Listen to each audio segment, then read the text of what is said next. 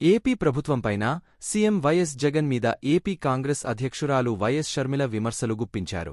AP ప్రభుత్వం ఇటీవలే 6,000 పోస్టులతో DSC notification విడుదల చేసింది. అయితే ఏపీ ప్రభుత్వం వేసిన ఈ డిఎస్సి మీద షర్మిల ఫైర్ అయ్యారు.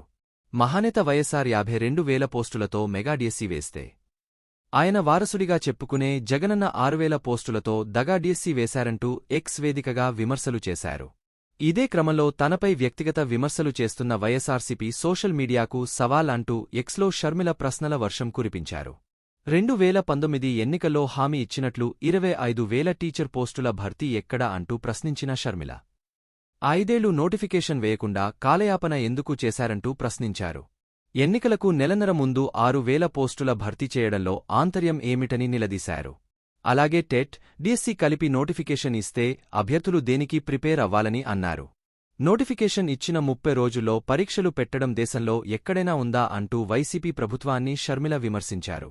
టెట్కి 20 రోజులు, తర్వాత డిఎస్సి మధ్య కేవలం 6 రోజుల వ్యవధి మాత్రమే ఇవ్వడం ఎంతవరకు కరెక్ట్ అని ప్రశ్నించారు. వైఎస్సార్ హయాంలో ఒక 100 రోజుల గడువు ఇచ్చిన సంగతి వారసుడు జగన్కి గుర్తులేదా అని షర్మిల ప్రశ్నించారు. ఇచ్చిన సిలబస్ ప్రకారం ఒక్కో అభ్యర్థి 150 పుస్తకాలు చదవాలని మీకు తెలియదా అని అన్నారు.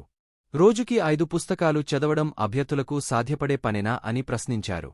మానసిక ఒత్తిడికి గురిచేసి నిరుద్యోగులను పొట్టన పెట్టుకోవాలని కుట్ర చేస్తున్నారా? ఇది కక్ష్య సాధింపు చర్య కాదా అంటూ ఎక్స్లో ట్వీట్ చేశారు. నవరత్నాలు, జాతిరత్నాలు అని చెప్పుకునే జగన్, ఆయన చుట్టూ ఉండే మంత్రులు ఈ 9 ప్రశ్నలకు దమ్ముంటే సమాధానం చెప్పాలని షర్మిల ట్వీట్లో రాసుకొచ్చారు.